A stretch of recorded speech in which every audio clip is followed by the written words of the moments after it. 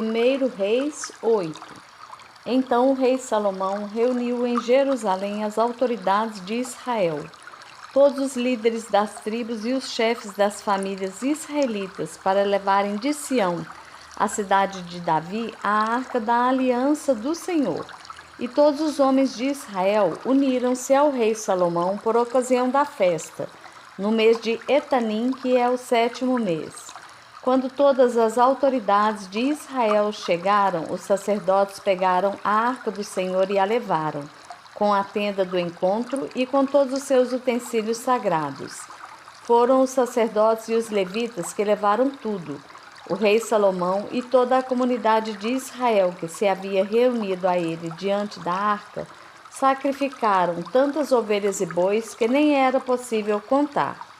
Os sacerdotes levaram a arca da aliança do Senhor para o seu lugar no santuário interno do templo, isto é, no lugar santíssimo, e a colocaram debaixo das asas dos querubins. Os querubins tinham suas asas estendidas sobre o lugar da arca e cobriam a arca e as varas utilizadas para o transporte.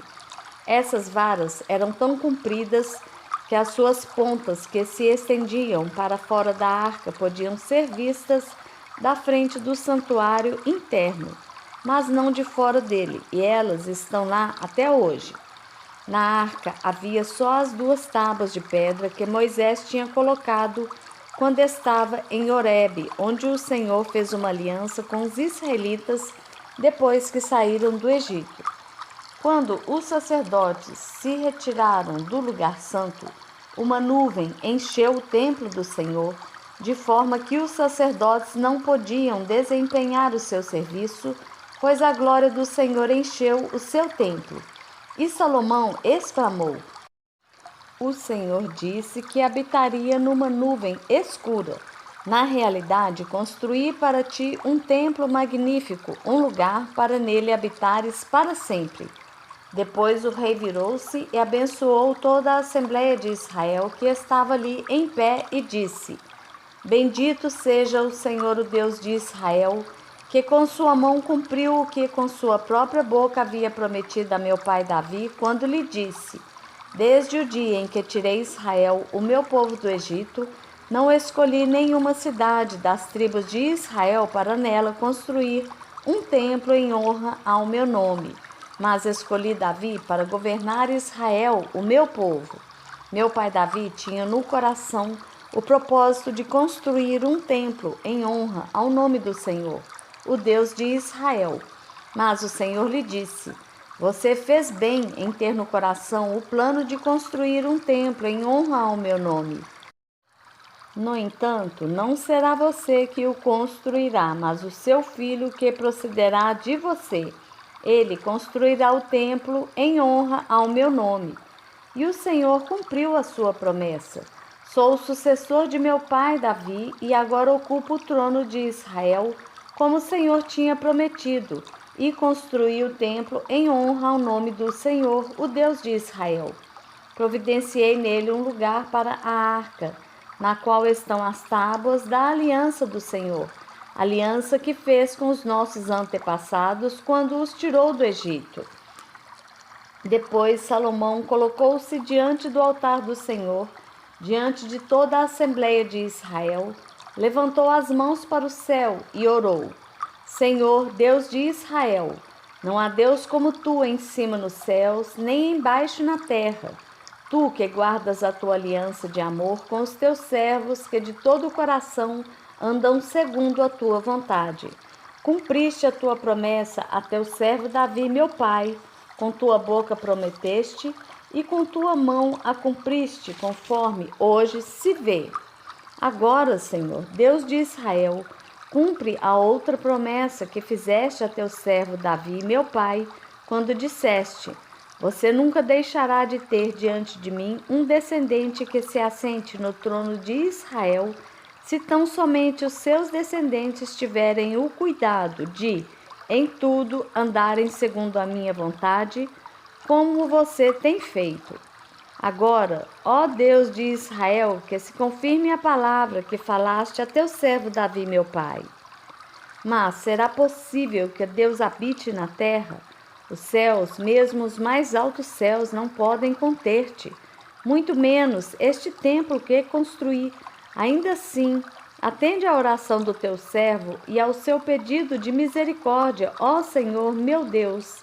Ouve o clamor e a oração que o teu servo faz hoje na tua presença. Estejam os teus olhos voltados dia e noite para este templo, lugar do qual disseste que nele porias o teu nome, para que ouças a oração que o teu servo fizer voltado para este lugar. Ouve as súplicas do teu servo e de Israel o teu povo quando orarem voltados para este lugar. Ouve dos céus, lugar da tua habitação, e quando ouvires, dá-lhes o teu perdão. Quando um homem pecar contra seu próximo e tiver que fazer um juramento, e vier jurar diante do teu altar neste templo, ouve dos céus e age. Julga os teus servos, condena o culpado, fazendo recair sobre a sua própria cabeça a consequência da sua conduta, e declara sem culpa o inocente, dando-lhe o que a sua inocência merece. Quando Israel, teu povo, for derrotado por um inimigo por ter pecado contra ti, e voltar-se para ti, e invocar o teu nome, orando e suplicando a ti neste templo, ouve dos céus e perdoa o pecado de Israel, o teu povo, e traze-o de volta à terra que deste aos seus antepassados. Quando se fechar o céu e não houver chuva, para ver o teu povo pecado contra ti, e se o teu povo, voltado para este lugar, invocar o teu nome e afastar-se do seu pecado, por o haveres castigado, ouve dos céus e perdoa o pecado dos teus servos de Israel, teu povo. Ensina-lhes o caminho certo e envia chuva sobre a sua terra, que deste por herança ao teu povo.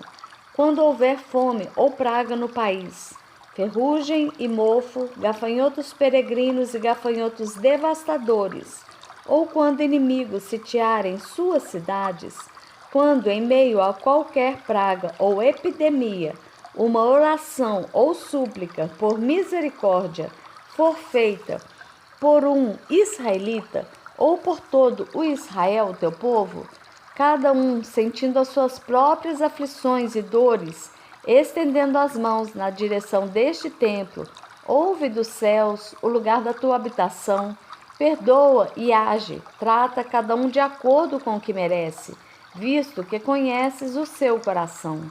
Sim, só tu conheces o coração do homem. Assim eles te temerão durante todo o tempo em que viverem na terra, que deste aos nossos antepassados.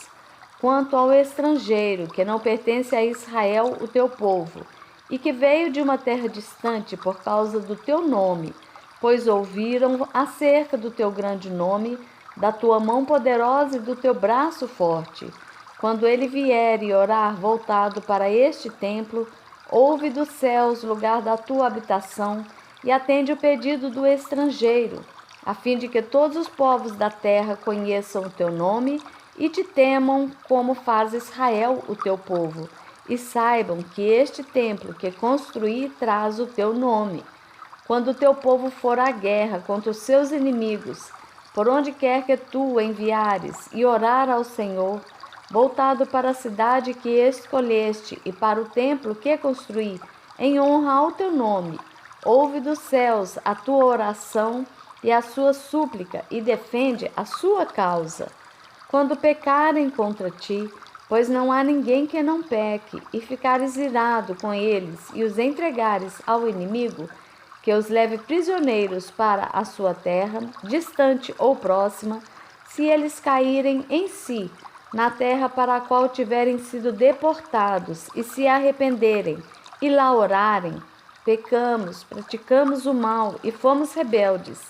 E se lá eles se voltarem para ti, de todo o seu coração e de toda a sua alma, na terra dos inimigos que os tiverem levado como prisioneiros, e orarem voltados para a terra que deste aos seus antepassados, para a cidade que escolheste e para o templo que construí em honra ao teu nome, então, desde os céus, o lugar da tua habitação, ouve a sua oração e a sua súplica e defende a sua causa.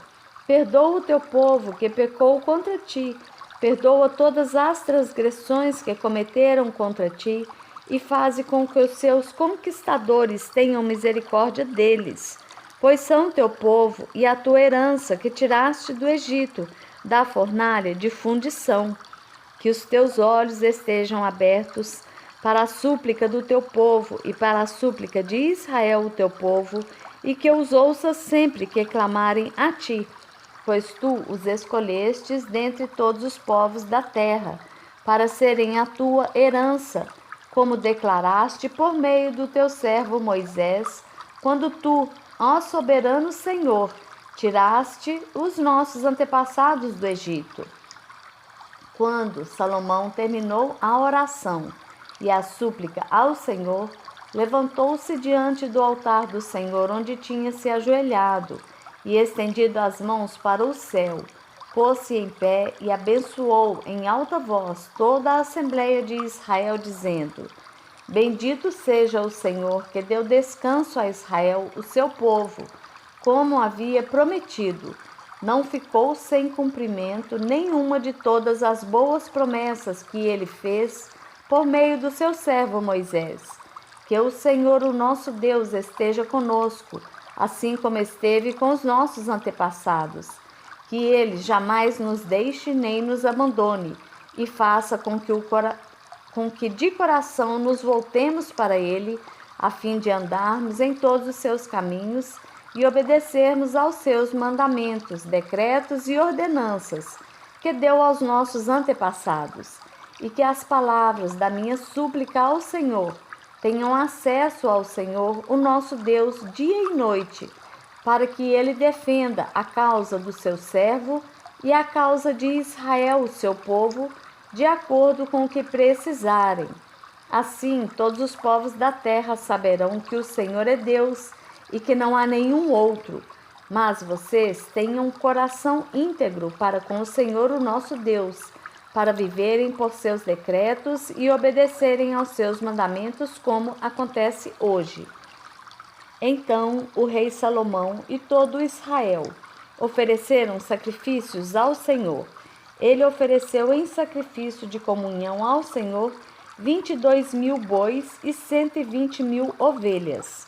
Assim, o rei e todos os israelitas fizeram a dedicação do templo do Senhor.